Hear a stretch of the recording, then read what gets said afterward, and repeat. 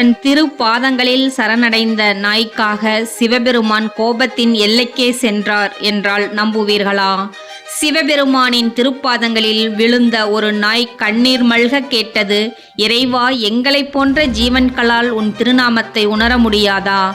அந்த வார்த்தைகளில் இருந்த துயரத்தைக் கண்டு மனமுருகிய ஈசன் சொன்னார், வேத ஒளி முழங்கும் யாகசாலைக்குச் செல், அங்கு உனக்கு ஞானம் கிடைக்கும்.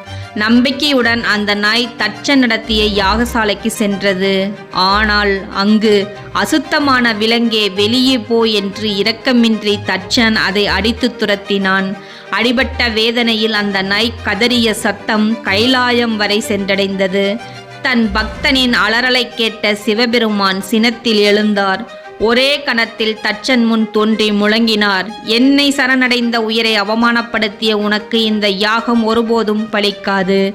ஒரு சாதாரண நாய்க்காக தேவர்களே நடுங்கும் அளவுக்கு மகா யுத்தத்தை தொடங்கினார் ஈசன். இறுதியில் அந்த நாயின் விசுவாசத்தைக் கண்டு அதை தன் உருவமான காலபைரவரின் வாகனமாக உயர்த்தினார் சிவபெருமான்.